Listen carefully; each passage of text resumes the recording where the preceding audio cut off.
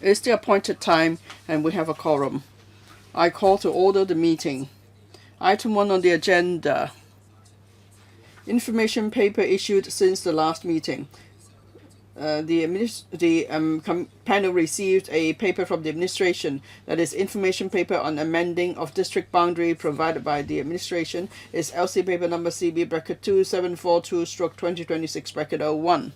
No members has raised any points on the paper. Item 2 on the agenda, items for discussion at the next meeting. The next regular meeting will be held on the 26th of October 2026, Monday at 2:30 p.m. The administration will propose the items for discussion at the next meeting later. And when the items are confirmed, I will ask the Secretariat to inform members as soon as possible. Item 3. Practical arrangements for the 2026 Election Committee Subsector Ordinary Elections.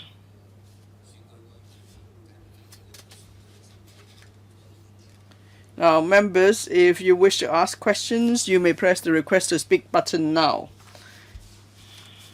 And now, I invite the Secretary for Constitution and Mainland Affairs and other officials to join us.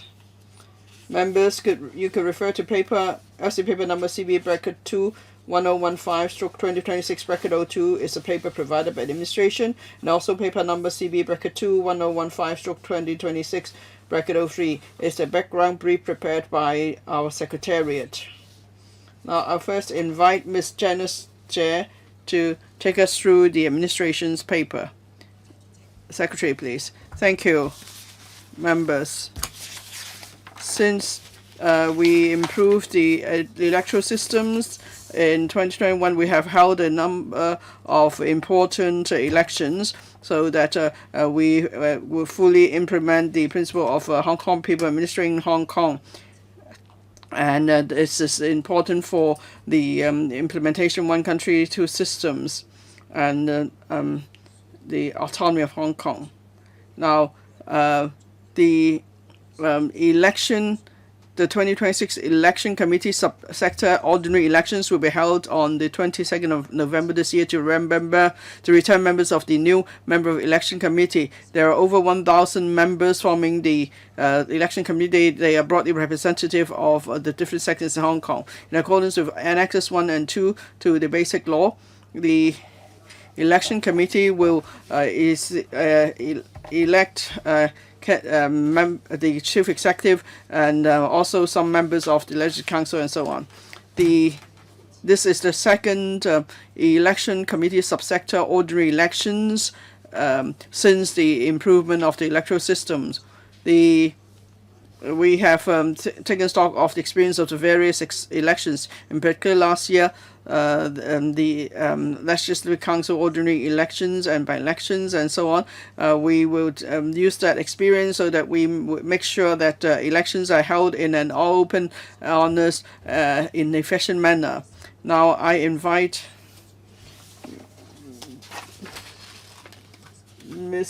the Chief Electoral Officer of the Registration Electoral Office to take you through the electoral arrangements.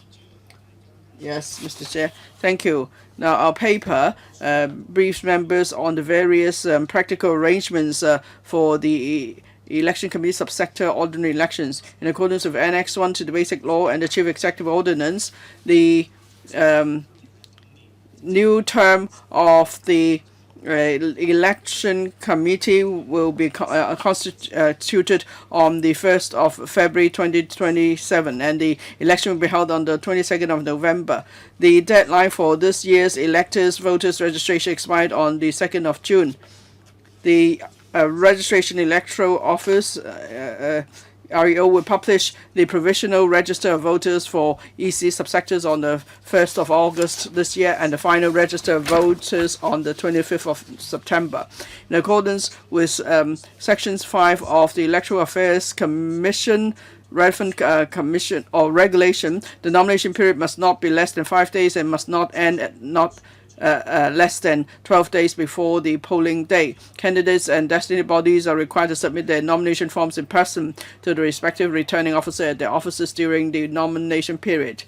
Now, we want to facilitate subsector voters to cast all their votes at the same polling station. So that means that these voters may cast 2 votes at the same polling station. And to improve the experience for voters and candidates, the REO will review the detailed polling arrangement. We have not completed the task, but under the new arrangement, we were able to save 10% of the election costs. And then there will be 1 dedicated polling station for voters who are remanded or detained on that day by law enforcement agencies other than the Correctional Services Department to cast their votes. And following the arrangement of the 2025 ECSS by-election, the polling hours will run from 9 a.m. to 6 p.m. If necessary, we'll set up dedicated polling stations at penal institutions of the CSD for those who are remanded or detained on that day to cast their votes. The polling hours will be from 9 a.m. to 4 p.m. On electoral staff, based on the operational needs of this election and drawing on the experience of the last 2 elections, the REO will recruit about 1,000 serving civil servants with electoral experience from various bureaux and departments to perform electoral duties on the polling day. But then the number of civil servants to be engaged may be less depending on our review outcome. And then we will arrange training sessions, produce training videos, and arrange hands-on practice sessions. This is to allow staff to have better abilities to operate and also respond to contingencies. And then we will use the electronic poll register system, and then we will ensure the stability and reliability of the system, and we'll introduce enhancement and conduct various stringent tests.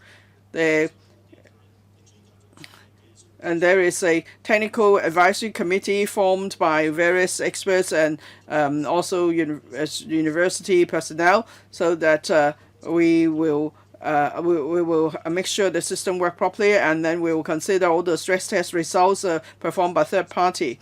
And it will continue to set up special queues for voters with special needs, that is, persons aged 70 or above, pregnant women, and persons who are not able to queue for a long period of time.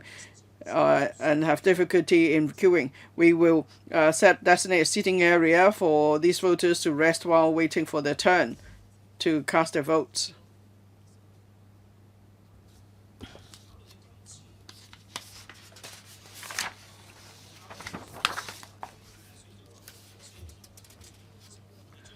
Now, we have considered a number of candidates, so we will again provide ballot paper checking machines at ordinary polling stations for voters on a voluntary basis to check their ballot papers and if they have been marked properly. And if a ballot paper is unmarked or may likely be regarded as invalid, the ballot paper checking machine will remind the voter, but it will not record or count the choices marked on the ballot papers. Presiding officers needs only complete 1 consolidated ballot paper account for all the subsectors of their respective polling station to record the estimated total number of ballot papers for all the subsectors inside the ballot box. And then PROs will accord priority to the delivery of the ballot box and ballot paper account to the central counting station, so counting could start as soon as possible. And there will be electronic counting at the central counting station. We are now planning the relevant flow, and then there will be stringent checking, quality assurance and system audit on the counting system. During vote counting, the election candidates and the election agents and counting agents may observe the vote counting. The returning officers will determine the validity of ballot papers in accordance with the legislative requirements, and candidates may make representations during the determination process. The ROs will inform the will inform candidates of their agents present in the central counting station of the counting results, and they may request for a recount. And if there is no such request, then ROs will formally announce the election results.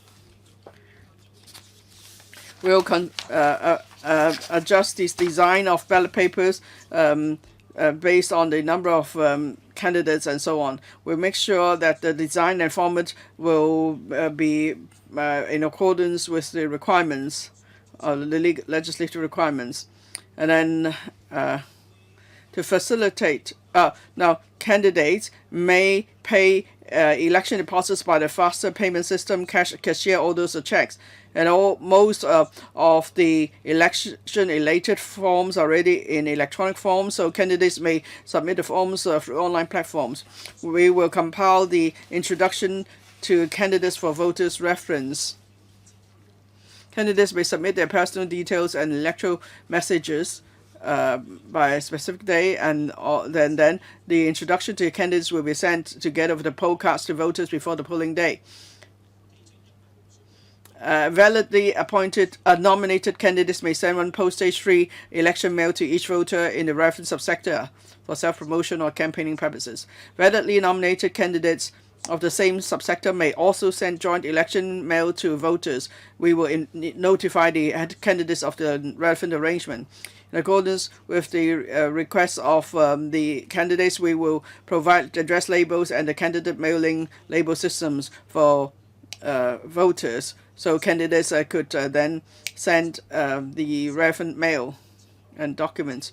Now, candidates must use the personal information of voters with caution and proper use, and they will be reminded of legal consequences of non-compliance, and they must sign relevant document and undertake to comply with the applicable terms of use. Candidates must, within 3 working days after the publication of election advertisement, submit copies of the advertisement and related materials to the RO or upload electronic copies to a public platform maintained by the CAO for public information. On polling day, we will set up a central command center and a statistical information center. The central command center will monitor both the polling and counting processes and coordinate central command and support services as circumstances arise. The statistical information center will collect and consolidate statistics and verify counting results. The voter turnouts will be published via public releases and the dedicated website. We will also set up a media center at the Hong Kong Convention Exhibition Center to disseminate relevant information to candidates and their agents, the media, and members of the public. On order at polling and counting stations, presiding PROs and ROs will maintain order, and then we will make sure they will work with the police and other law enforcement agencies to make sure to compile a comprehensive security plan to ensure public order and safeguard public properties. And if there are any designated incidents such as typhoons or inclement weather, and if there is a need to delay the election or deal with relevant matters, then the Crisis Management Committee will provide professional advice to the Electoral Affairs Commission as needed. And then before each subsector election, the EAC will review and update the guidelines on election-related activities to remind candidates and other parties of the related statutory requirements. And also, code of conduct will be established for election-related activities. The EAC has launched a public consultation on the proposed guidelines on election-related activities in relation to this election from the 11th of June to the 10th of July, and the proposed guidelines will be prepared and published accordingly. So I have already explained the major practical arrangements for the upcoming election. I welcome views and comments from members. Thank you. Now I invite members to ask questions. Each member will have about 3 minutes. I'll first read out the list of members who've asked to speak. Professor Alex Fan, Mr. Wu Yingpeng, Mr. Andrew Fang, Mr. Andrew Yao, Mr. Professor Chen Wing Kong, Mr. Robert Lee, Mr. Hong Kam In, Ms. Jeannie Man, and Mr. Eric Yim. First, Professor Alex Fan. Thank you, Chairman. The stability of the EPR system is of the priority of the REO. I really appreciate that in the document there is no mentioning of the follow-up plan in case there is hiccups. Well, actually, the credibility of the election is not just relying on the normal operation of the system. It is also manifested in a clear contingency plan in case hiccups happen. So my question is, in case the system went down, would there be any contingency plan that you can announce in advance so that the voters can complete the procedures? Secretary, I would like to defer it to Mr. Chair about the follow-up plan. Mr. Chair, the Chief Electoral Officer, thank you for your question. In case the EPR system is malfunction, the technical team will put together some contingency plan. We will put in place a 15 minutes investigation plan. After 15 minutes, if we are unable to discover the root cause, we will inform it about the EAC, and according to the result of the investigation, they will select different contingency plan. For instance, they might choose to use paper from ballot paper or other means. Next, Mr. Ying Pan. Thank you, Chairman. Likewise, I really appreciate the effort of the EAC in this regard. In paragraph 8, it also mentioned that in order to ensure the stability of the EPR system, they will continue to implement the three-tier confirmation mechanism, including the Mission Critical System Development and Maintenance Board and the Technical Advisory Committee, as well as the independent third-party stress tests. However, in 2023, during the election of the District Council, we did witness a malfunction of the system. So the general public will certainly doubt how solid is this three-tier confirmation mechanism. I believe that you will optimize the system and strengthen your testing. Can you please explain what are the practical improvement or upgrades in the existing three-tier confirmation mechanism, and what is the scale of the stress test conducted by independent third-party contractors? Secretary, I would like to defer to Mr. Cha. Thank you for your question. In order to ensure the stability and reliability of EPR system, the REO will continue to implement the three-tier confirmation mechanism.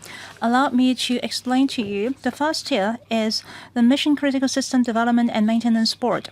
They are joined together by the management of the EAC as well as the related members and the technical experts of the Digital Policy Office. They will look into details, the testing and the results of the auditing of all the core system. They will also evaluate the changes of the system, including the necessity, the feasibility, as well as potential risk and impact. The second tier is conducted by the independent contractor that will conduct a comprehensive personal privacy evaluation as well as cybersecurity. That is also a third-party contractors that are commissioned by the Digital Policy Office. They are here to ensure that they will be able to handle high influx of voters. That is what we meant by the stress test. And the third tier is our Technical Advisory Committee. They are comprised of the academia, the experts of the industry, as well as representatives from the DPO. They will be investigating the related testing as well as the auditing results. They will put together a final test, ensure the reliability and stability of the system.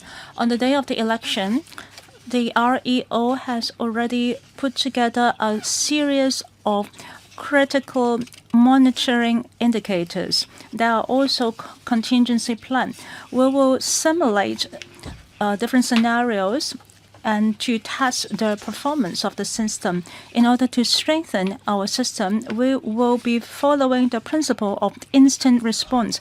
There are comprehensive contingency plan that we have put in place.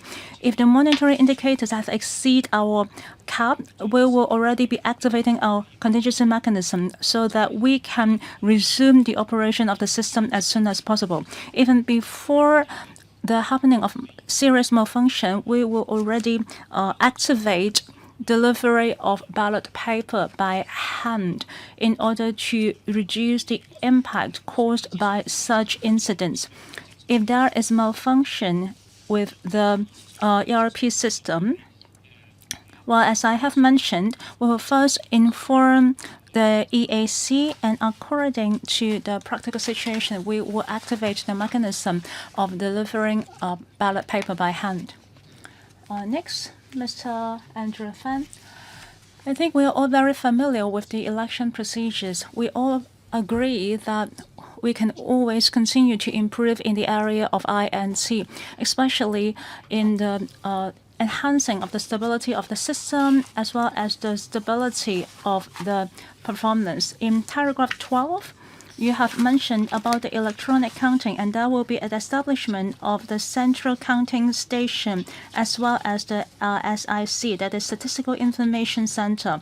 Will you continue to optimize the operation of these and consider introduction of electronic paper in long run in order to enhance accuracy and stability and also to reduce our reliance on manpower as well as time?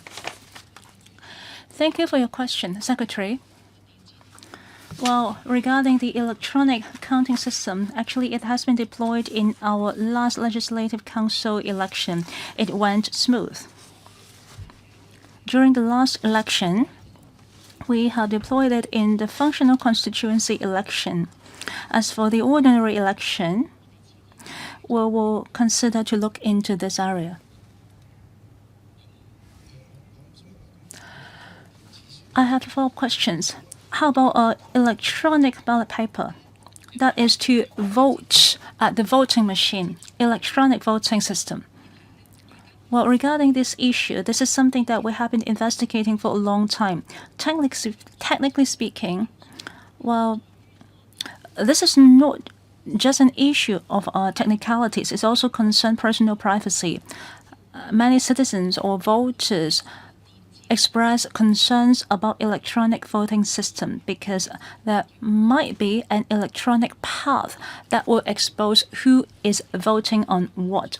Therefore, in many jurisdictions in the world, people shows doubts towards such electronic system. We will continue to keep track with the development of technology and keep investigating into this. Thank you. Mr. Andrew Yu, I have a question about point number 3 on page 10, because we have 5 sector and 47 subsector. For certain voters, they have to fill in names of a lot of candidates that may be omission. We might write on the wrong blank, etc. According to the document, you said that there will be a ballot paper testing machine that can be used on a voluntary basis. However, a lot of voters may not be aware of that. Would you continue to promote it further so that we can make better use of the ballot paper checking machines in order to reduce in the number of invalid paper? Will you also consider improving the design of the ballot paper so that the returning officer do not have to vote about questionable ballot papers in order to enhance our credibility? Thank you, Chairman. Thank you for your question. Well, among the 5 sectors,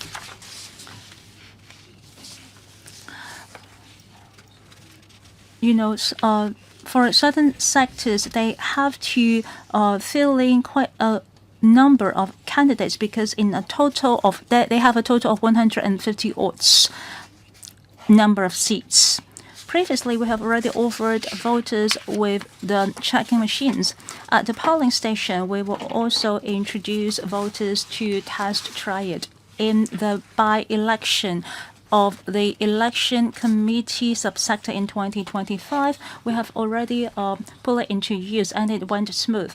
Regarding the design of ballot paper, we also discovered that, well, when we look at the design as well as the counting machine as well as the checking machines, these are different factors that are involved. Whereas we have employed a new counting system, we find the design and the counting procedures very smooth.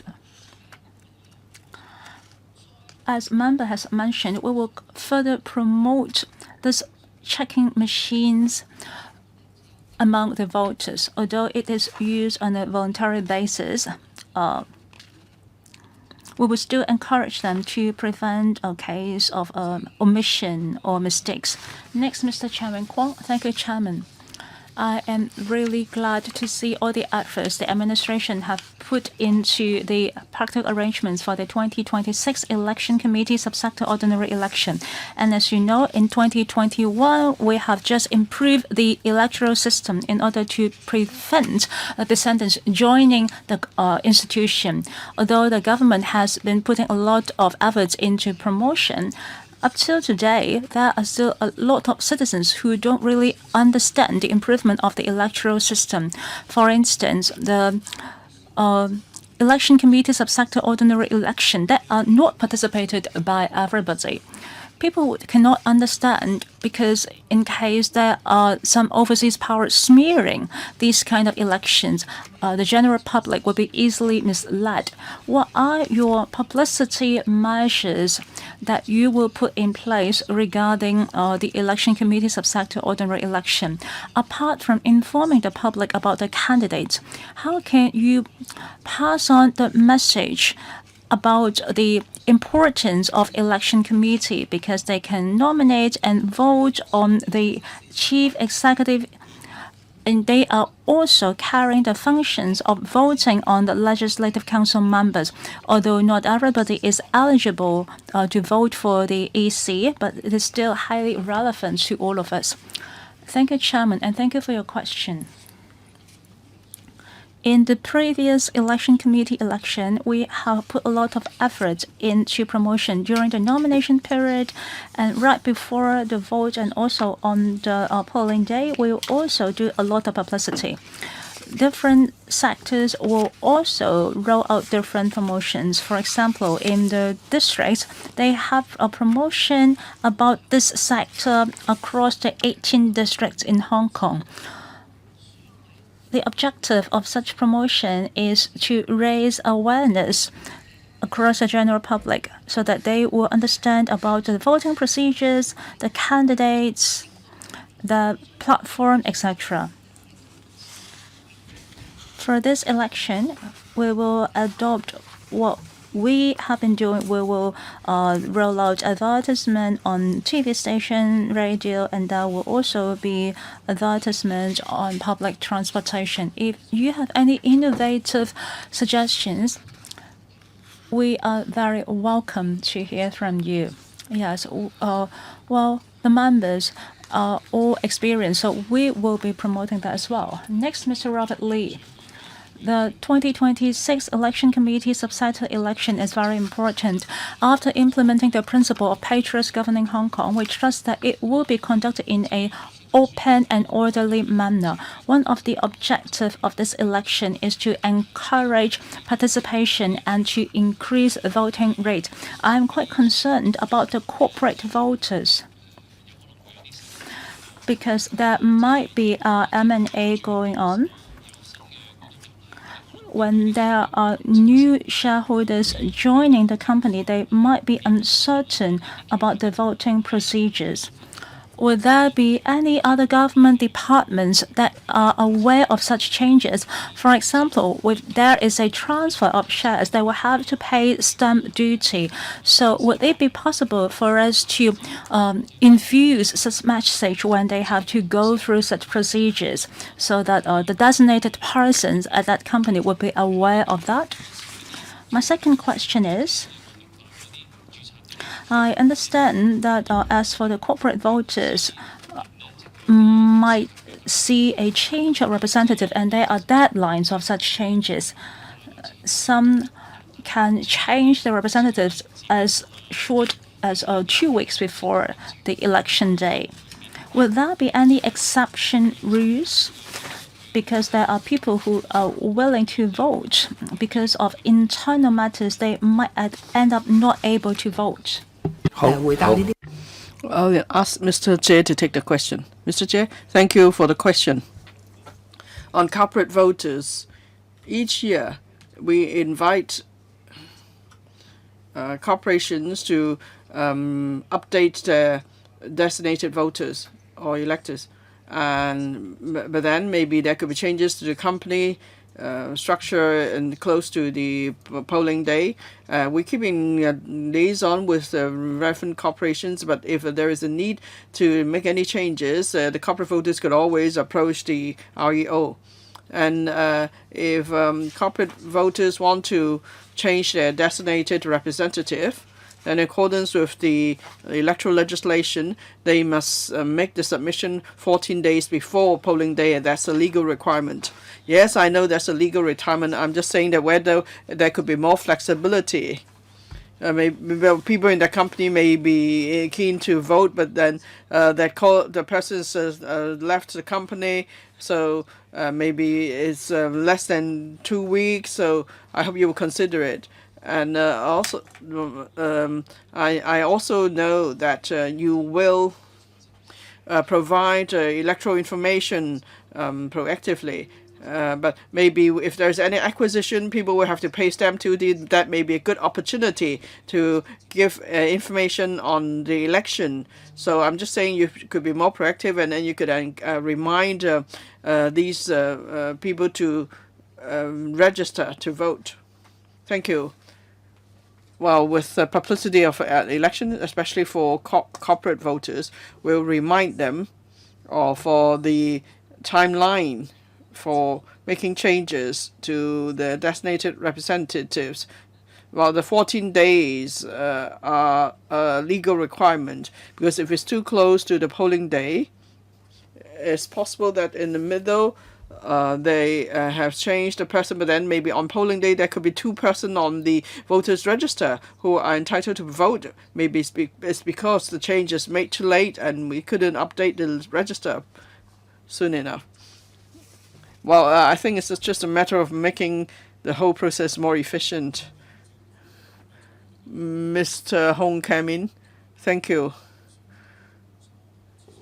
I thank the administration for consulting us on the practical arrangements for the 2026 Election Committee Subsector ordinary elections. I have 2 questions. First, paragraph 8 of the paper. There's mentioned that there is the 3-tier confirmation mechanism to make sure the system works. There is the Mission Critical System Development and Maintenance Board, and also there's the Technical Advisory Committee, and then there are also independent third-party contractors. Now, on independent third-party contractors, they will conduct independent load and stress tests. Will you brief this council on the outcome of the tests? And then second question, paragraph 10. There's mention of a ballot paper checking machine. In the 2025 by-election, the ballot paper checking machines, now how often were they used, and how you going to encourage voters to use these machines and make sure that their ballot papers include all their choices for the required number of candidates. Perhaps Mr. Chair could explain what's meant by the load and stress tests. Now, I mentioned in the 3-tier confirmation mechanism, there are independent third-party contractors. The load and stress tests actually are about design. Say the system is designed for 1 million voters. Now, of course, first of all, we must make sure that the system could cope with 1 million voters, but that's not enough. And we may extend it. Say, what if there are 2 million voters turning up or 3 million voters turning out? Then can the system cope? So the third party will verify that the system meets our requirements. And if our requirements are exceeded, still the system could cope. So, say in unforeseen circumstances, the system could still cope, and that's what the load and stress tests are about. Will you give us a report? What about extreme cases? Maybe because there was hacking in the past, and then all of a sudden the load of the system was exceeded, and then the system failed. Well, yes, exactly. We foresee this is a possibility. That's why we will conduct load tests this way. But of course, we will see if the council wants more information. We'll see if we could provide it. For the usage rate of the ballot paper checking machines in the 2025 by-election. Now, in the 2025 by-election, most people actually use the ballot paper checking machines. We could provide you with some information. In 2025, at the central counting station, we counted over 3,500 ballot papers. There were just 46 questionable ballot papers, and only 18 were determined to be invalid by the return officers. So the invalid vote accounted only for 1% of all the ballot papers. So we believe that's because people use the ballot paper checking machines. Well, yes, I use the ballot paper checking machine myself. I just scan my ballot paper, and I was much more at ease. Next, Ms. Jeannie Men. Thank you. Same with other members. I'm very much concerned about the stability of the electronic poll register system. I know the Bureau has made various efforts to ensure the stability of the system. What if there are unforeseen circumstances and then the system fails on the polling day? Now, it's said that you will inform the Electoral Affairs Commission within 50 minutes for instructions. But would you set certain indicators? Let's say if the system stops for so many minutes and you immediately switch to paper-based poll register? And then in the drills of the staff, would you also include scenarios involving the breakdown of the system? I'll ask Mr. Jie to take the questions.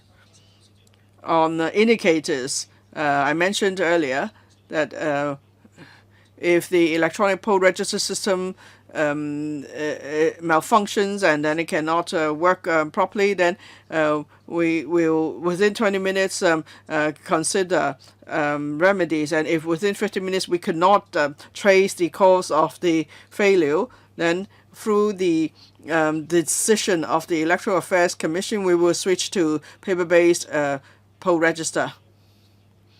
As for the drills to be organized for staff, we will cover all scenarios, including failure of the system. And then steps that will include steps to be taken immediately upon the failure of the system. And then and if we switch to paper-based post register, what the procedures will be and so on. So all these will be covered in the drills. And then it will make sure that all electoral staff know the steps to take in activating the contingency plan. This is to make sure that electoral staff are able to handle the incident properly. Next, Mr. Eric Yim. Thank you. Now, in the annex to the paper, we can see how the number of members to be nominated and to be elected. So now, if there will be contested elections, and will it be? And what is the polling system? Will you announce what it will be? And then the ROs will make the final decision on whether a vote is valid or not. But if maybe the difference is just one vote, and if the candidate contests the decision, could there be judicial review? That's the second question. The third question: the election advertisements. Usually, the candidates will have to declare to submit the EAs to return officers within 3 days, and sometimes there is intense competition. Maybe candidates are unable to report within 3 days. So is there any possibility to relax the 3 days to say a week? So then it's possible to still report to the EAC within a week. Thank you. On differential votes, we'll see how many valid nominations there are after the nomination period ends. That means we'll see how many people take part in the election. If there are more voters, more candidates than the seats available, then that means there is a differential. And we don't know how big the differential is. We have to wait till nomination period has started. And then we will also have to consider the validity of the nomination before we'll know. Now, the RO's determination is final, and if it's crucial vote, and if the candidate is not happy with the determination of the RO, then in accordance with the relevant legislation, there is actually an appeal mechanism. The candidate could lodge an appeal with the magistrate based on 2 grounds.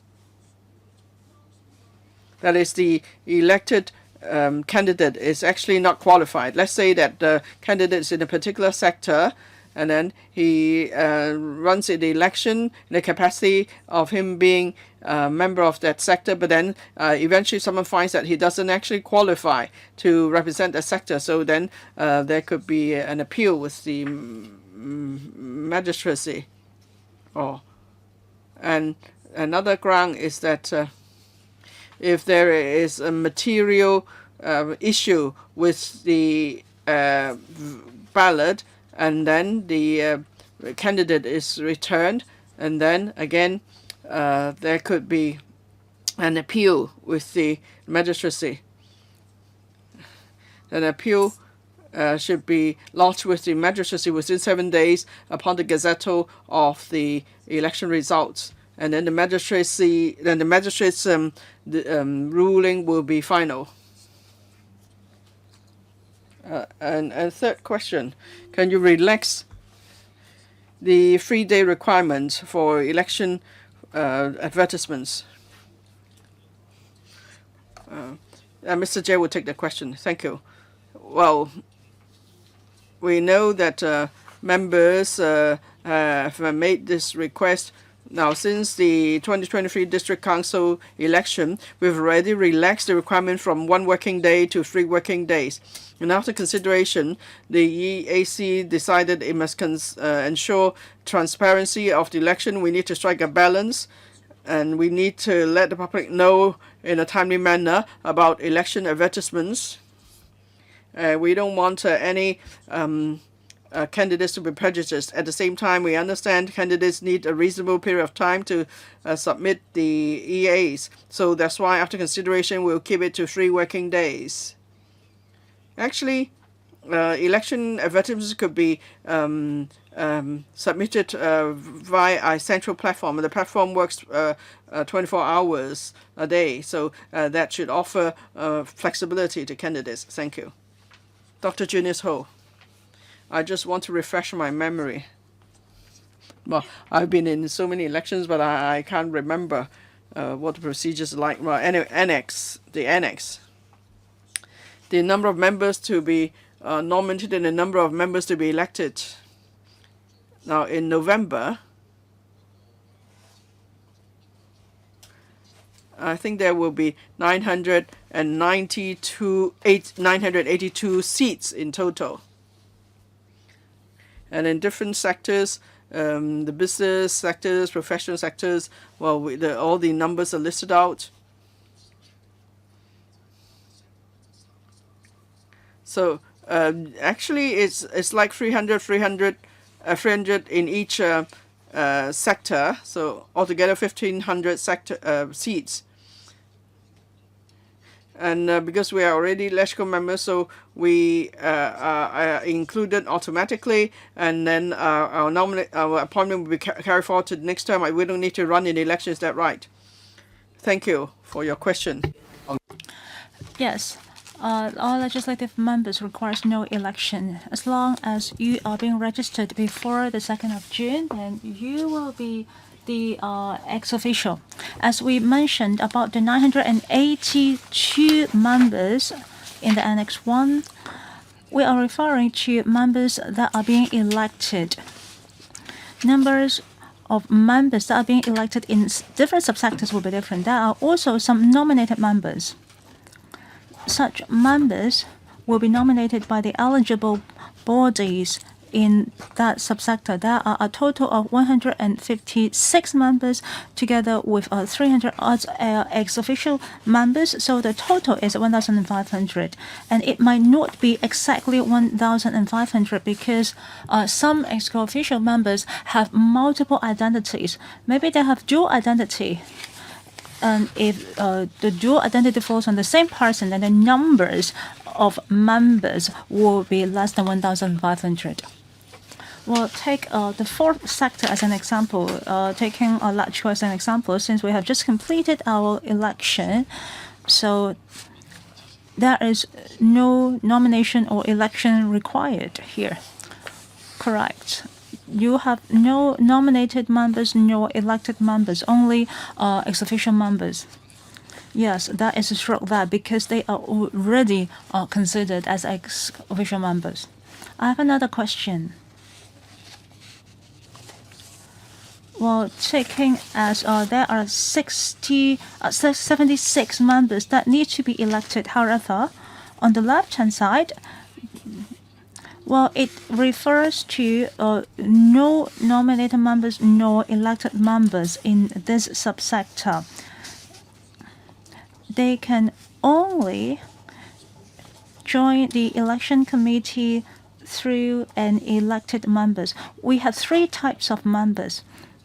Well, they are not included in the annex because they require no election. We are only talking about those who will be joining the election in the EC subsector ordinary election. If the numbers of members being nominated, there also needs to be an election. But it is possible that there is no nomination. So referring to the subsector you mentioned, they have nominated members, but they has to follow the rules of election. It is rather complicated. Well, like LegCo member, Julius Ho, Mr. Julius Ho, you are a ex-official member, but I would suggest you to double check your validity, including the change of address, etc. What I want to demonstrate is that please don't overestimate us. Sometimes LegCo members can be confused. I confuse the nomination and election sometimes as well. We really have to learn more and refresh our knowledge. I think this is a very good learning opportunity. That is what I try to demonstrate. Yes, we should all be more concerned. The last member to ask question is me. Well, I can see that both the REC as well as the Bureau, they continue to improve the system. You continue to reduce the cost as well. Last time in 2025, there are 1,500 members, and the total numbers will be suppressed to just 1,000 manpower. Well, of course, the general public would appreciate that because you are saving up on personnel. But people might also concern about the assurance of quality as you are cutting on head count. What will be changes in our preparation? Sometimes even during typhoon, you would be in need of more personnel. Second, about electronic counting system. People are quite concerned. It will be quite controversial for us to talk about electronic voting. However, electronic counting is more mature. A lot of elected members also ask for direct election because it is up. We are talking about hundreds and thousands of ballot paper. If we are able to enhance the stability of the system, would we be able to cover those sectors as well? Because it is all electronic if you are to count cash notes at the bank. I believe that our system is only smarter. I have the last question. At certain polling station, they are rarely used. Should we select those more accessible, like those that are nearby MTR stations? Perhaps there needs to be some covered pathway during severe weather. People would be able to drop off from taxi or vehicles. This is what I meant by some more accessible stations location. Thank you for your question, Chairman. First of all, we are doing our best to reduce cost. However, our priority is to ensure that the election is conducted in an orderly and safe manner. So how can we cut cost? It seems that an election is expensive, but we are not just talking about the voting day. It involves a lot of preparation as well as the testing of systems, the design of systems, the printing of ballot paper, the renting of venues, etc. We are trying to optimize the procedures in order to cut for cost, because that will help us to reduce the venues that are required. If we are able to streamline the procedures, we will be requiring fewer personnel as well. In this regard, we also have to consider about our contingency plan. I would like Chairman to rest assured that we will not sacrifice the quality of the election just to cut cost. Regarding electronic accounting system, after the legislative election, we will also consider indirect election. Perhaps we will consider using that as well. However, that is a consideration. Electronic counting system is a system. Well, for the DC, there are over 600 polling stations. Then we have to set up counting machines there, and there has to be designated personnel monitoring it in order to prevent malfunctioning. Therefore, we have to assign professional experts at all 600 odd stations. The past legislative election, we only do this within the functional constituency. So the experts can be sitting at the central counting stations, ensuring the smooth operation of the system. So it concerns the cost effectiveness. Finally, about the polling station, certainly we have to ensure convenience to the voters, but we also have to consider the number of voters. What we concerns is how can we ensure an orderly voting system. For example, if one voter have 2 votes, we will allow them to vote for both at one station. It works for the legislative election. You can vote for both the functional constituency and the direct election votes at the same station. All right, we have completed this section. Thank you very much, Secretary Jia and your team. Let's move on to item number 4, strengthening regional cooperation with the mainland. Hong Kong Fujian Co-operation Conference. Members who wish to speak, please press the Ask to Speak button.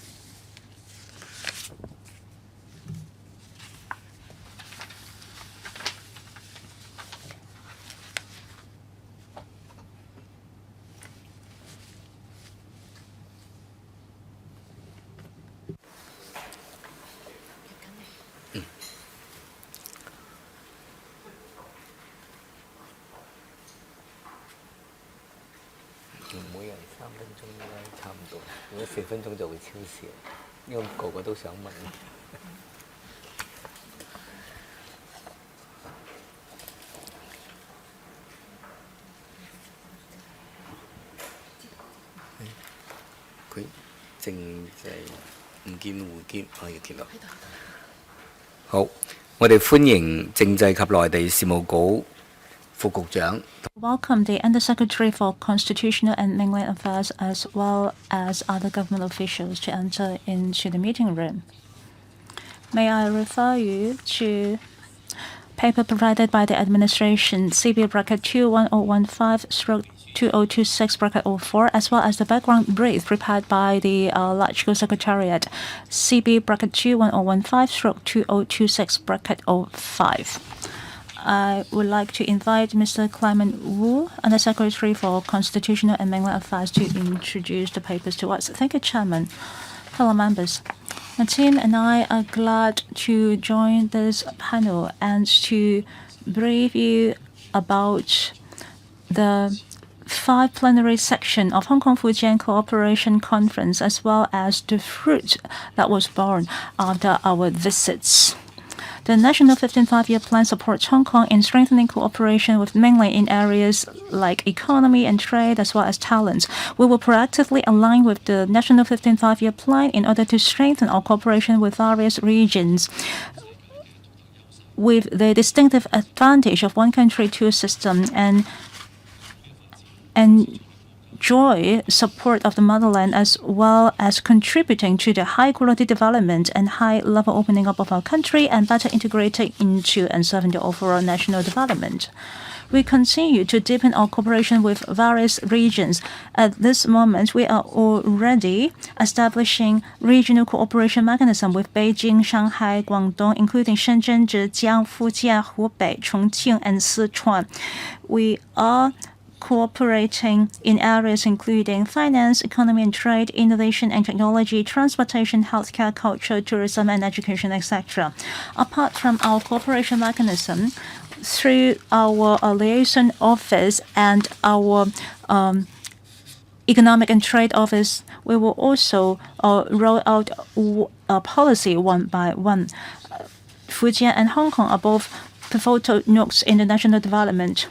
In the 22nd to 24th of June this year, the CE led a Hong Kong SAR government delegation to visit Fujian, which brought about fruitful achievement. First, the 5th plenary sections of Hong Kong Fujian Co-operation Conference. We have reached consensus on 28 items under 16 cooperation areas. 6 cooperation agreements were signed covering areas of finance, economy and trade, culture and tourism, youth development and education. Number 2, we have also visited the 30th anniversary achievement exhibition of the 3620 strategic project. We have taken reference and learned from how President Xi Jinping has put together the plan for the Fujian province while he was still the secretary of the CPC Fuzhou Municipal Committee. Next, we also look at the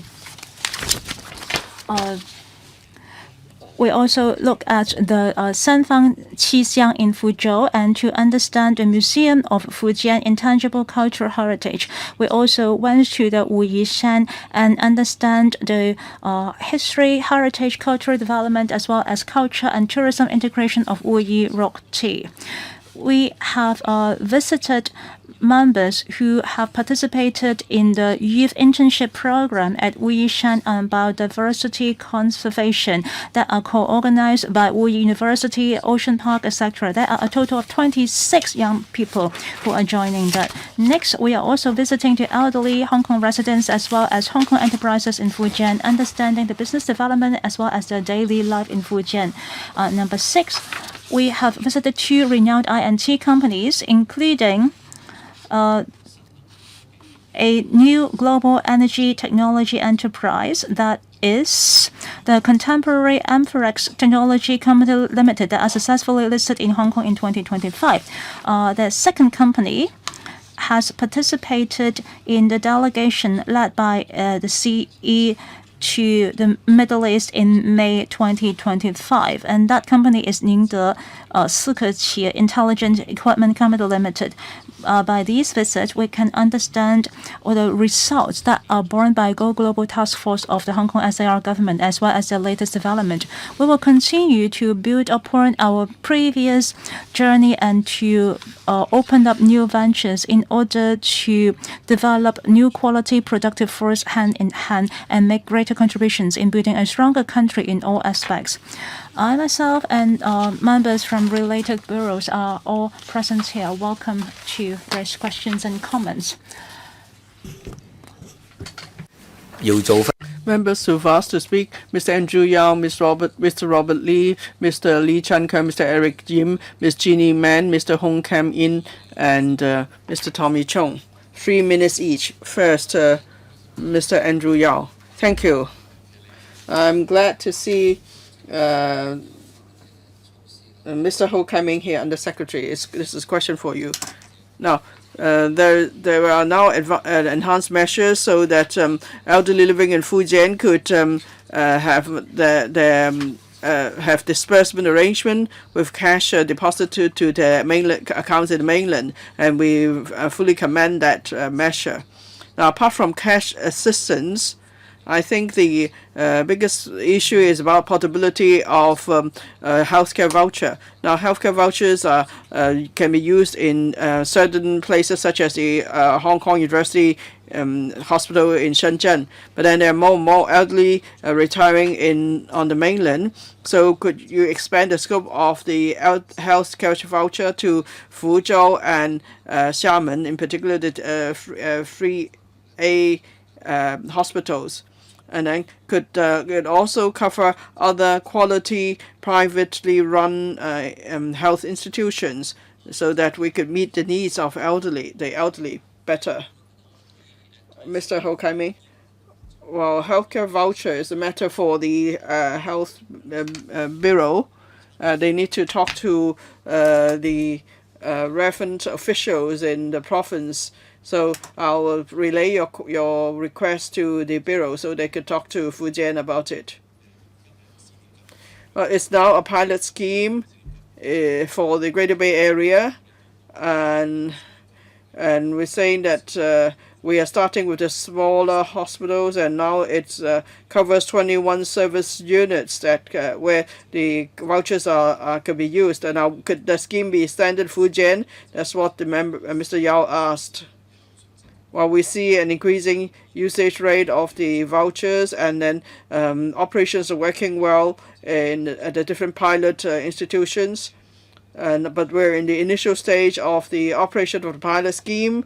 In some institutions, the system has only been operational for about a year, so we'll continue to assess or evaluate the pilot scheme, and then we will review the effectiveness of the pilot scheme in a timely manner, and then we could make further arrangements for the elderly to make use of the healthcare vouchers on the mainland. Mr. Robert Lee, thank you. And strengthening regional cooperation with the mainland is important. Hong Kong and Fujian have cooperation on many fronts. In the paper, there's mention of a financial collaboration. Mainly the Hong Kong axis mentioned. This is about listing bond issuance. And then the other is economic and trade collaboration, in particular in relation to professional services. But how can you promote trade organizations, chambers of commerce, or even enterprises to link up with their counterparts? Because that's how business is done usually, through talking and discussion. And maybe there could be merger and acquisition and expansion of business and so on. So linking up enterprises of the two places. Now, the listing and bond issuance, of course, are one thing. What about setting up family office, setting up trust, and so on? Maybe a company is not big enough to be listed. What about private equity funds or venture capital? Maybe that's what some of these companies need. So could there be more, linking up between these enterprises? Now, I'll first speak, and then a colleague from the CDB could supplement. Now, our offices often organize different activities together with the Trade Development Council. We want to promote exchanges. In fact, there are many such exchanges, and we're actively promoting those. Perhaps my other colleagues could supplement further. Mr. Bernard Chen, yes, Under Secretary for Commerce and Economic Development. Well, perhaps I could talk about the work of the Trade Development Council, in particular conventions and exhibitions. Now, if we organize large-scale exhibitions, or if there are large-scale exhibitions such as Shanghai Expo and so on, or other, such forums and so on in Xiamen and so on, we will always organize businesses to attend such major activities and events, so that there could be better linking up of our enterprises with their counterparts on the mainland. And then we also invite different organizations, trade organizations or chambers of commerce from the mainland to come to our exhibitions here in Hong Kong and conventions as well. So we continue to do more of that. Any other point? Yes. Just now, Mr. Bernard Chen mentioned that we have major activities, say the Asian Financial Forum, co-hosted by the government and the Trade Development Council. There are delegations from different cities and provinces coming to Hong Kong, and then we will arrange some exchange sessions. And then you may note that our secretary, that is the Secretary for Financial Services and Treasury, led delegations from the sector to Suzhou, Hangzhou, and Shanghai. So through these opportunities, we are able to meet with relevant enterprises, and then we also try to help local businesses to set up a relationship with their mainland counterparts. So we'll continue to do that. Next, Mr. Lee Shan Kong. Thank you. Friends from Fujian and Hong Kong are closely related. Well, for every 6 Fujian residents, there's 1 Hong Kong resident. So we are very closely linked. And now the EC led a delegation to Fujian, and then memoranda of cooperation were signed.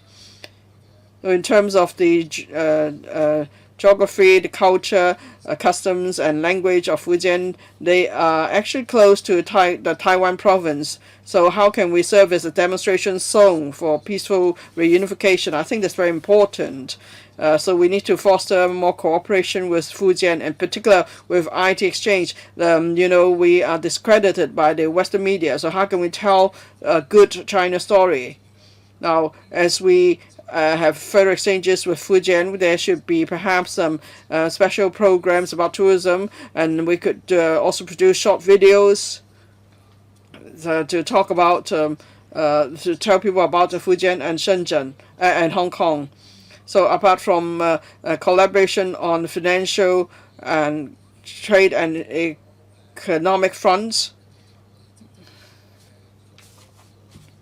maybe this panel could also visit Fujian, so we can do a better job in in terms of promotion efforts.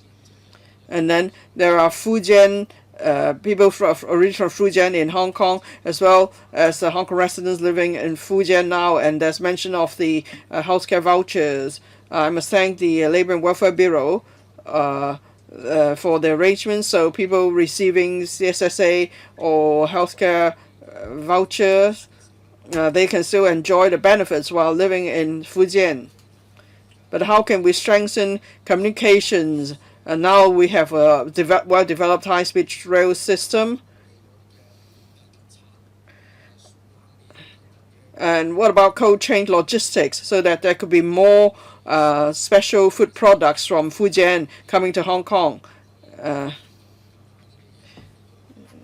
So then people from around the world will be able to sample Fujian food here in Hong Kong. Thank you.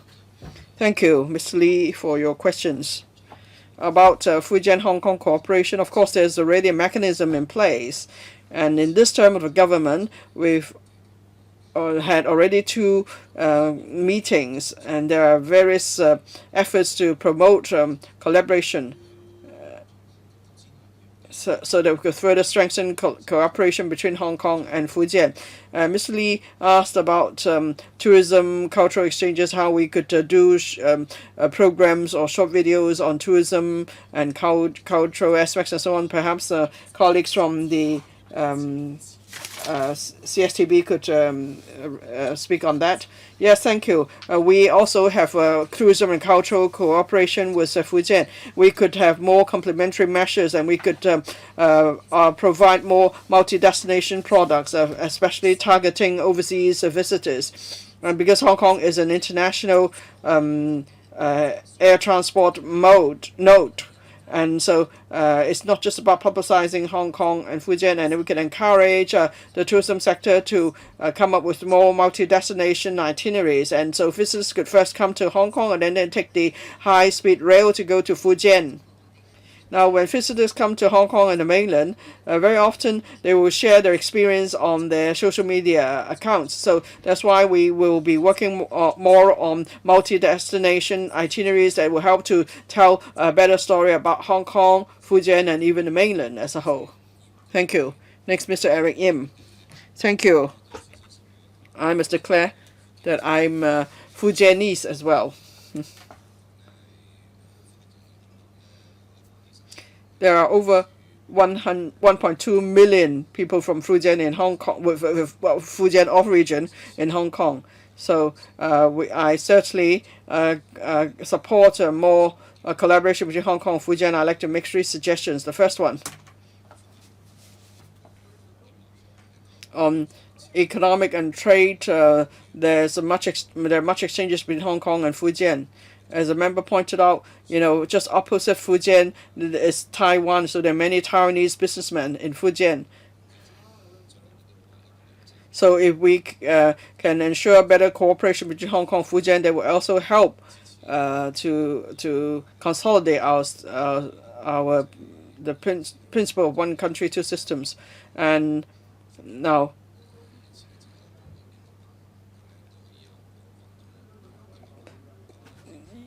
right now, there's the ETO in Guangdong is responsible for promotion in and Fujian only has a liaison unit, but can that liaison unit be upgraded to an ETO?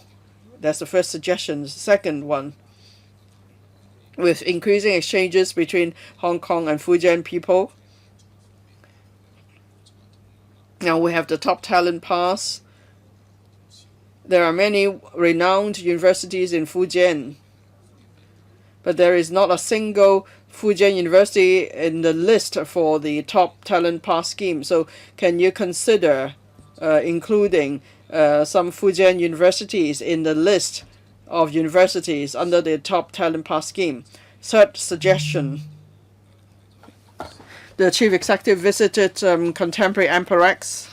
That's huge company listed in Hong Kong.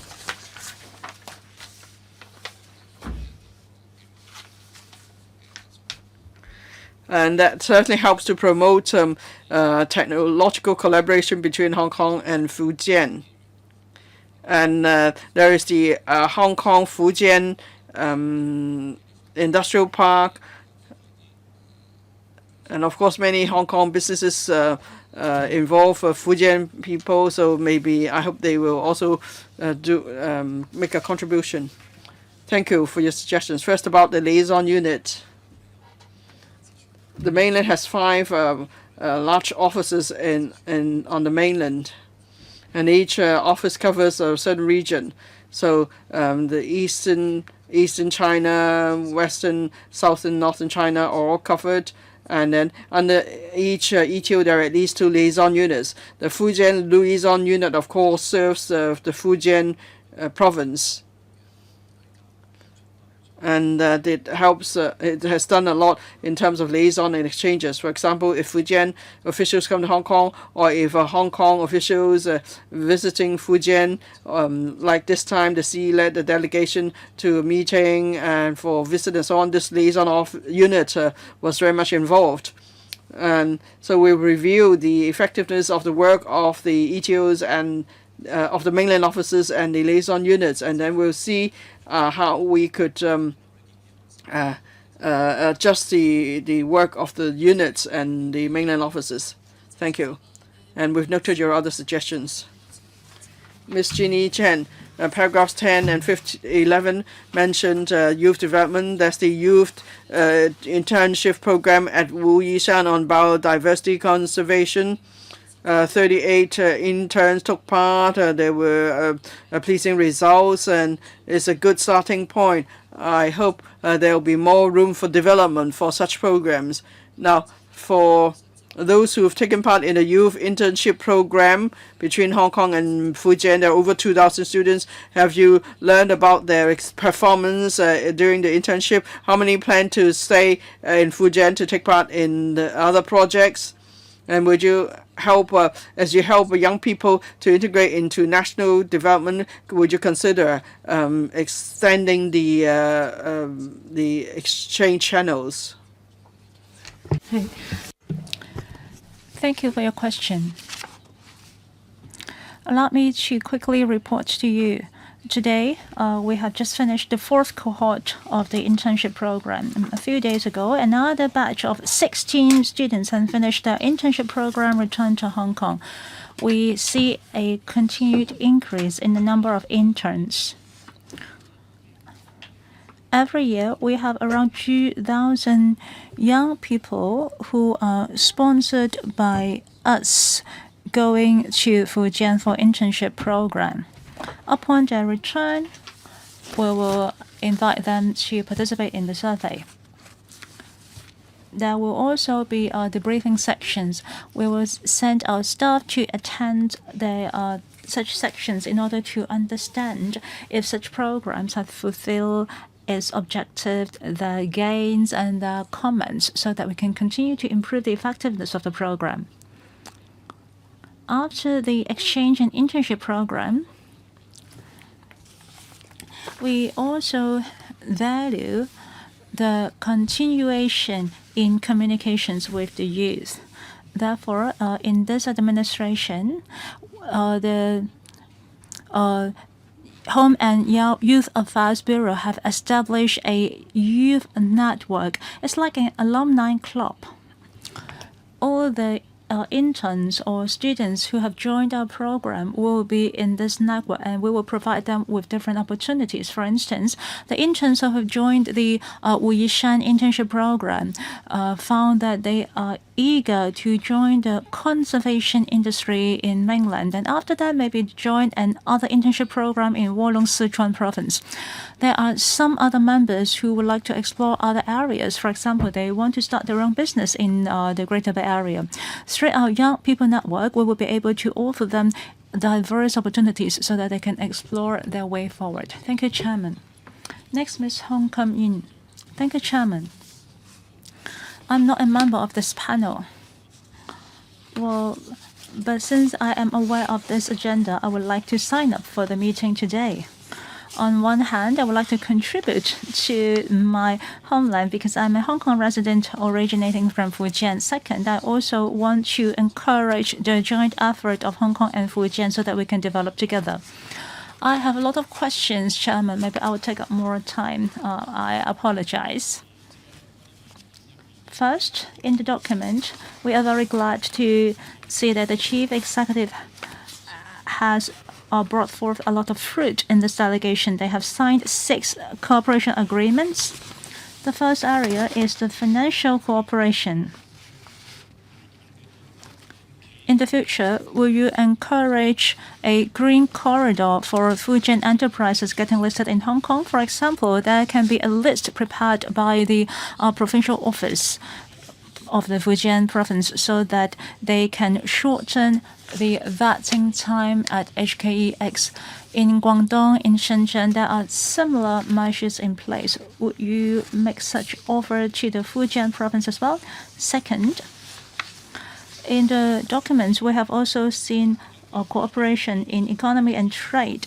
The Go Global Task Force will work together with the professional services alliances in Fujian. Is this just a passive exchange of information, or are they taking the initiative to match their own list? That is the list of the Fujian provincial government. My third question concerns youth development. In the last paragraph, there is mentioning how can they improve the service assurance of the Hong Kong students in Fujian. Would that be sponsorship of tuition fees? Would that be a waive of visas as well as boarding packages? Number 4, I really appreciate the CE because during his delegation trip, he has met with the Hong Kong residents who are now retired and living in Fujian. We know that the CSSA will be deposited in the bank accounts set up with mainland banks. So what are the accounts that are covered in this scheme?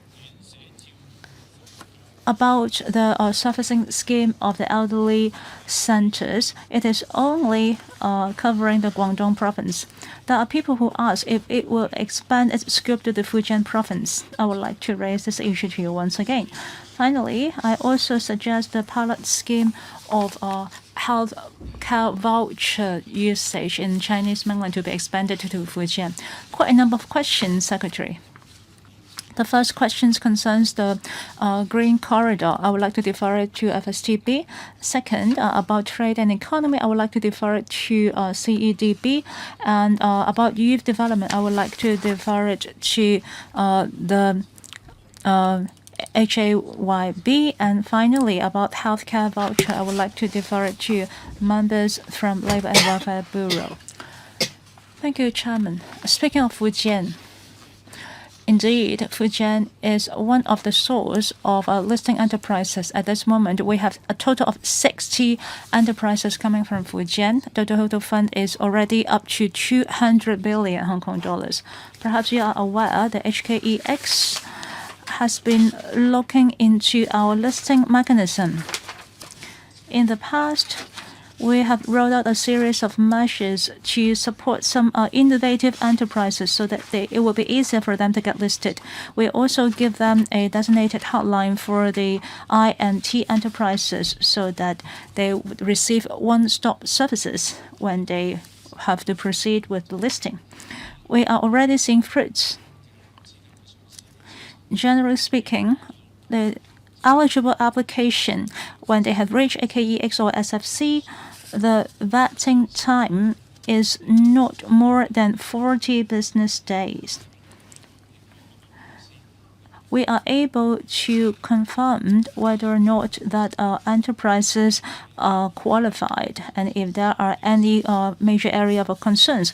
If they are HS company, then the vetting period will be even shorter. It's only 30 business days. So we are not targeted at any particular province. However, in general, our stock market is trying to speed up our listing process as a whole. Thank you.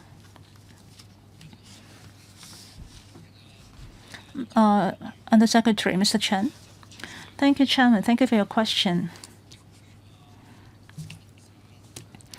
Well, TDC have signed agreement with the Hong Kong and Macau Work Office as well as the Fujian provinces. There are 7 measures, including building a communication mechanism, building up a co-sharing Go Global platform, and ensuring the Go Global of industrial sectors, as well as encouraging Fujian enterprises to finance and get listed in Hong Kong, etc. Well, I would like to highlight on the Go Global area, there are a 3 steps program that we will roll out. First of all, we will continue to work in Fujian province. Well, recently we have reached Fuzhou. We will continue to promote investment, and we will do roadshow on Go Global for Chinese mainland enterprises and to emphasize on the particular strengths attracting them to come to Hong Kong.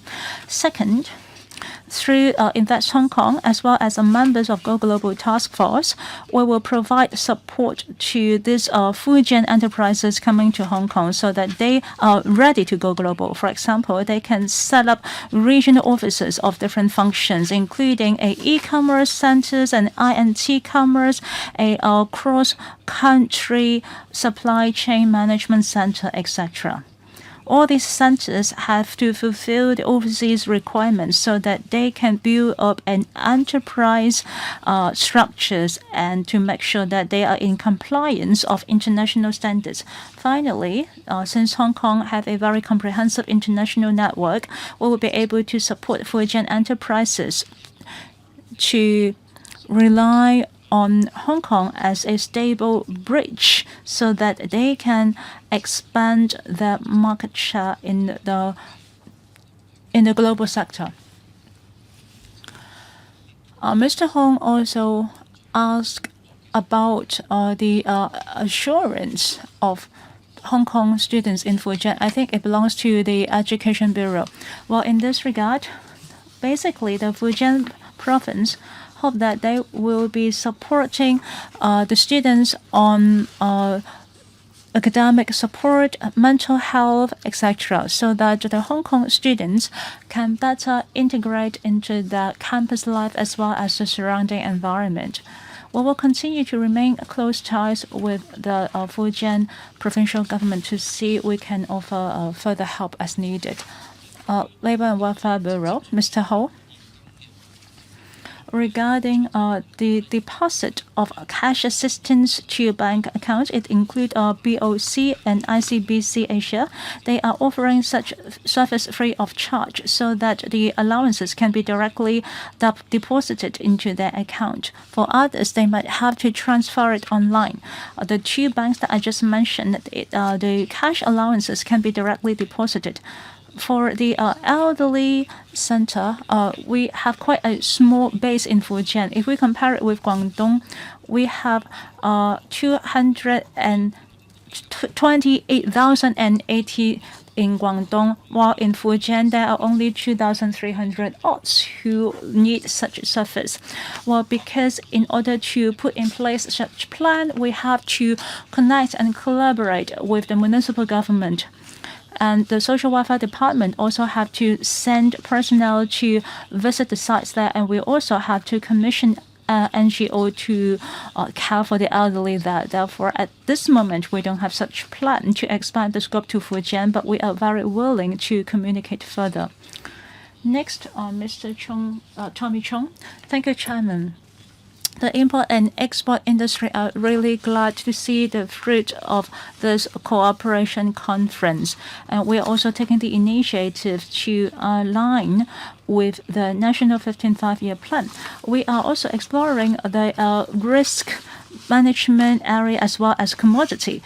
This time, the CE have visited CATL and SKEQI. These kind of manufacturers are making use of a lot of raw materials, which involves commodity. If we are able to build up a commodity exchange ecosystem, we will be able to work more closely with the supply chain in Fujian. Can you share further what would be your direction in this regard? In the future, will you look into the cross-boundary facilitation measures in terms of commodity exchange so that it will run more smoothly and facilitate a greater ties? Secretary, Mr. Zhong has mentioned about commodity. I would like to defer to FSTB. Thank you, Chairman. Thank you, Mr. Zhong. Within the 15th Five-Year Plan, the central government has mentioned about supporting Hong Kong in building up our ecosystem in commodity exchange. Just last week,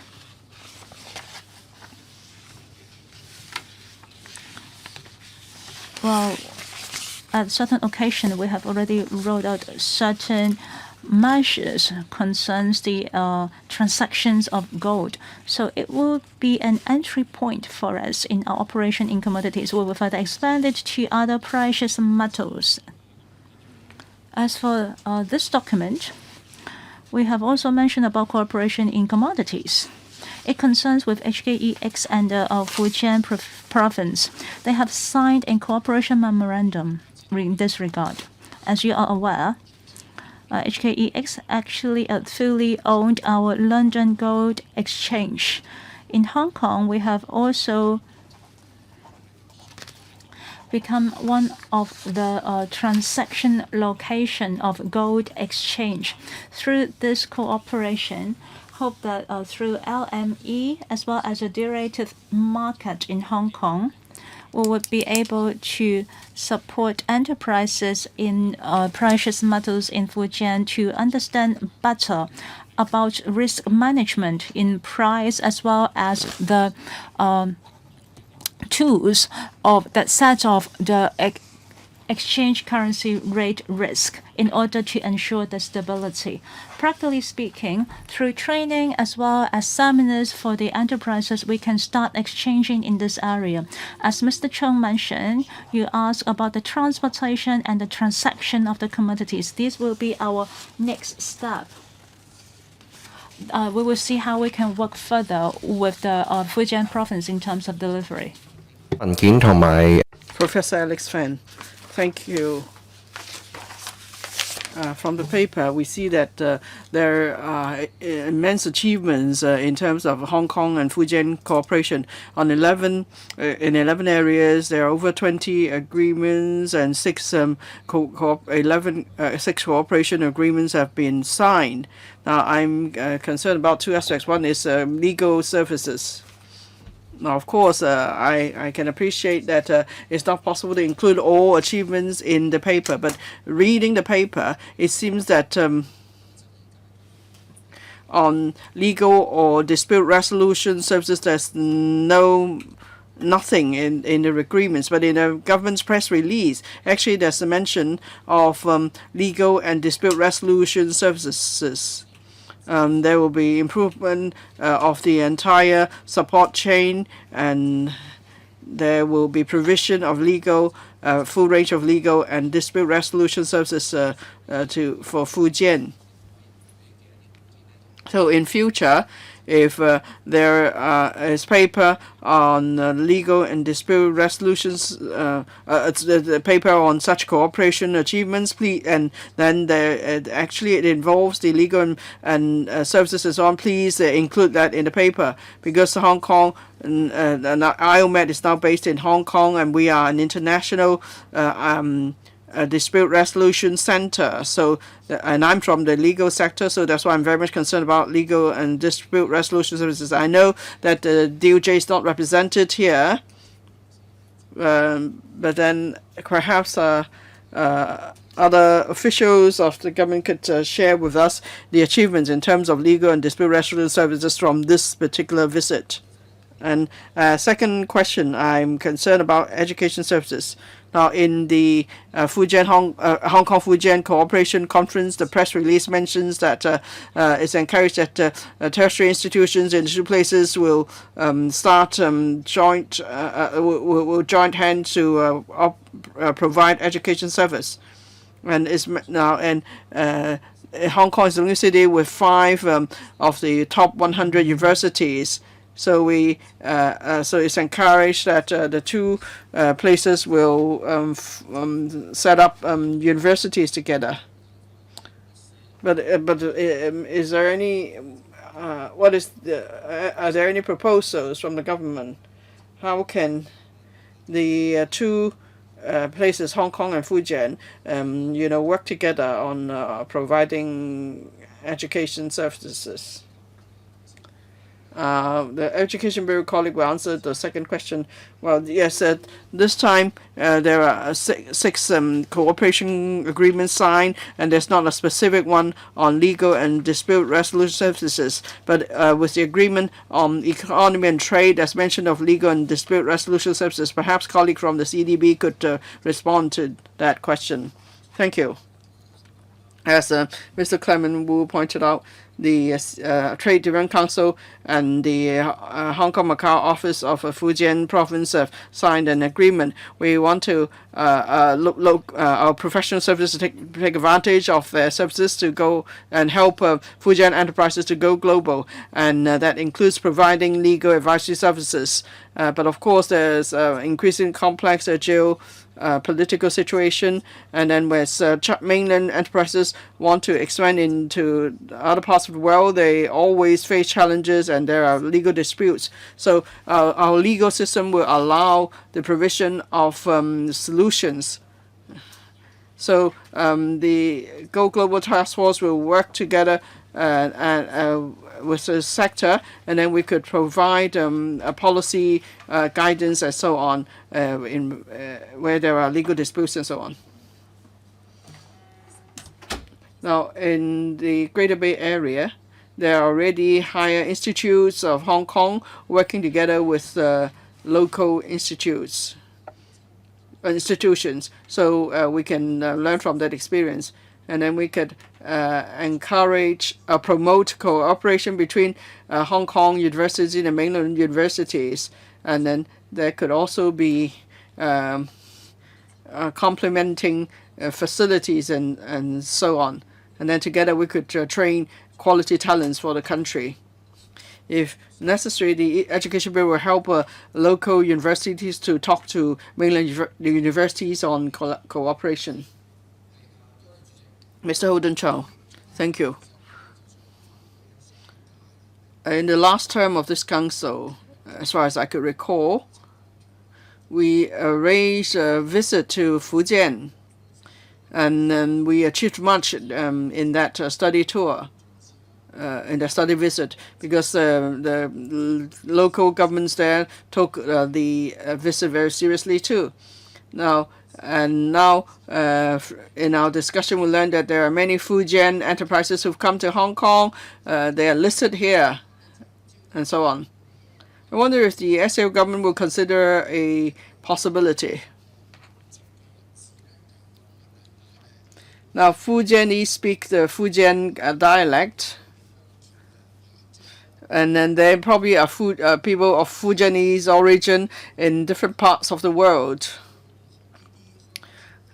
Perhaps you could take advantage of such ties, because in Hong Kong there are many Fujian people here. They can speak the dialect, and when people speak the same dialect, they will develop a closer bond.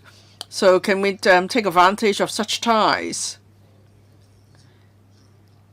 Especially now, Hong Kong is positioned to help mainland enterprises to expand into the global markets.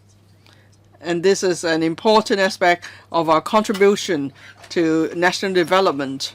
So I wonder if the SAO government would make good use of such Fujianese ties. And then Hong Kong people have this advantage of speaking the Fujian dialect. So when we can then help Fujianese enterprises to expand into other markets, say in Southeast Asia and so on.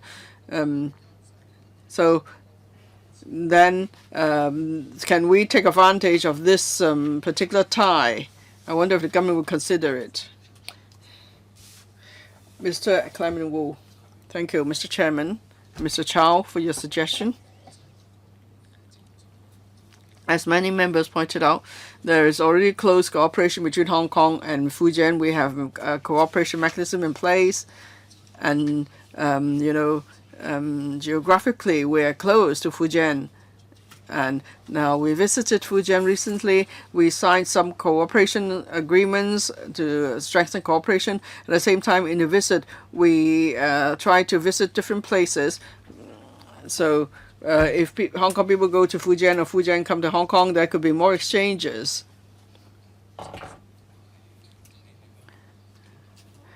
governments and different organizations arranged many events in Hong Kong, and Fujianese Hong Kong people were very united. And there are close ties with Fujian province, so I'm sure we will keep that up, and then we can also we'll make use of this tie, and Hong Kong will help mainland businesses to go global.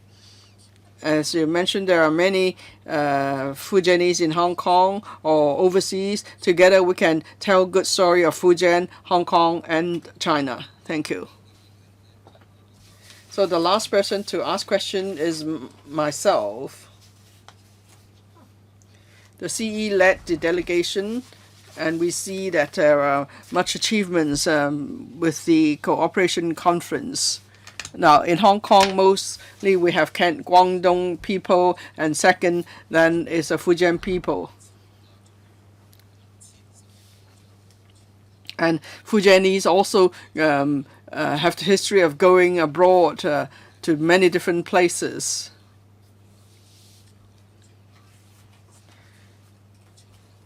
So for the there is a platform for helping make Fujian business to go global, and then Fujian enterprises also set up offices in Hong Kong. And then, of course, we have the Go Global Task Force. So when do we expect Fujian businesses to come and set up in space in Hong Kong? And if this new arrangement works well, then when can we expect to see results? And will this mechanism extend to other major provinces? And what about youth exchange and internship programs? One is the youth internship program at Wuyanshan on biodiversity convention. There have been it's been done for 3 years. And then, so would there be other such programs? Now, apart from Guangdong, there are many Hong Kong people retiring in Fujian. These are the two main provinces where people go for retirement. And perhaps are there other provinces or cities where there are relatively more Hong Kong people living there? Would you consider extending the scheme to those places as well? The chairman has asked 3 questions. First one, enterprises going global. The CDB will take that. Youth exchange and internship. The YAB will take the question, and then welfare benefits and the Labour and Welfare Bureau will take that. First, CDB. Thank you. We will have a 3-step approach. First, we want to bring Fujian businesses to come to Hong Kong so they can be prepared to go global. And then through our international network, we will help them to start their businesses internationally. And how can we bring Fujian enterprises to Hong Kong more effectively? Well, you know, there are many well-known Fujian businesses in Hong Kong. Just now, there's mention of the CATL, and then Meituan and Anta and so on. And then for the Go Global Task Force, is actually doing a roadshow in different provinces, including Fujian. And in the roadshows, we invite the relevant stakeholders, because, say, if we want to promote professional services, then we'll invite professionals from the financial sector, legal sector, and so on to join us on these roadshows. And then there are successful examples, say, renowned Fujian enterprises setting up offices in Hong Kong, so we'd ask them to join the roadshow so they can share their experience, and then hopefully they will convince others to also come to Hong Kong. So that's the strategy we adopt. So we will continue to work along this 3-step approach and make sure we do a proper job. Thank you. HYAB. Now, this year we provide about 80 places for Fujian. We have the Yishan internship program, but then maybe in new media and other cultural and industries we have placements as well. And now we have signed this new cooperation memorandum with Fujian province, and they will give greater support for Hong Kong young people to take up internship in Fujian enterprises. So hopefully in the coming year there will be more enterprises entertaining us, including say CATL. Thank you.